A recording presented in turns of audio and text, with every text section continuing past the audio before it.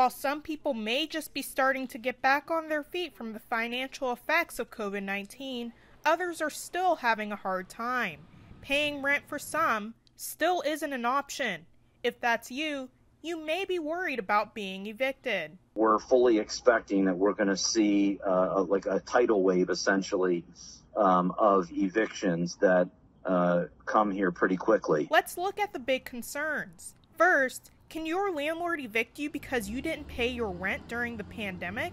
The governor issued an executive order back on May 7th, which, as of May 11th, extended the eviction moratorium from May 11th until July 10th.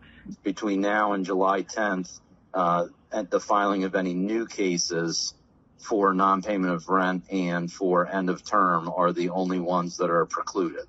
Everything else is pretty well back to open. It's important to note before this, the Supreme Court's eviction moratorium expired May 11th. Each county was left with the discretion to administer their own eviction moratorium. Rich used his location of practice, Dauphin County, as an example. Dauphin County, what they did is, even though the Supreme Court, their moratorium expired on May 11th, Dauphin County extended their moratorium out until May 31st. Depending on your county, cases already filed before May 11th in this regard are able to move forward despite the governor's order. So the cases that were already pending were allowed to move forward whenever each county decided to open back up, and the governor's order didn't affect them.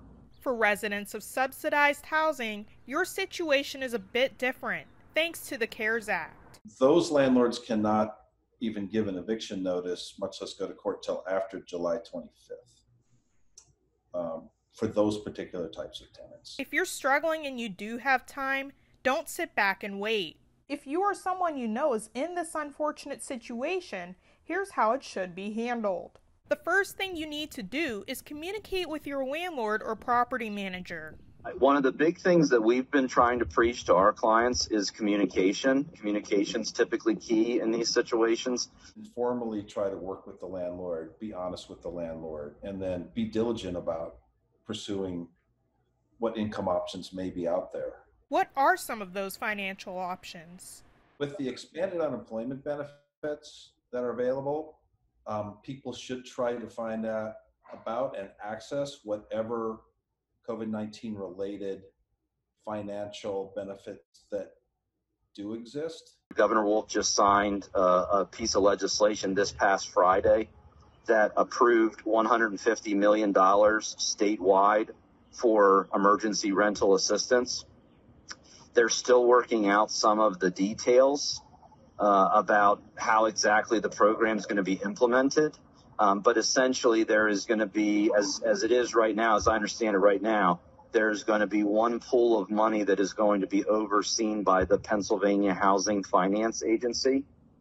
And then tenants from across the state are going to be able to apply to the PHFA to try to access those funds. In the midst of your financial dilemma, try to consider your landlord's situation too. No, it's difficult on the landlord too. Who has their own bills to pay related to the property. Appreciate their patience as they're trying everything they can to deal with their own personal loss of income. Overall, remember to communicate and be a good tenant. Some landlords are understanding of the current events and will try their best to make exceptions and work with you too. We're all in this together. Odessa Meredith, YourErie.com.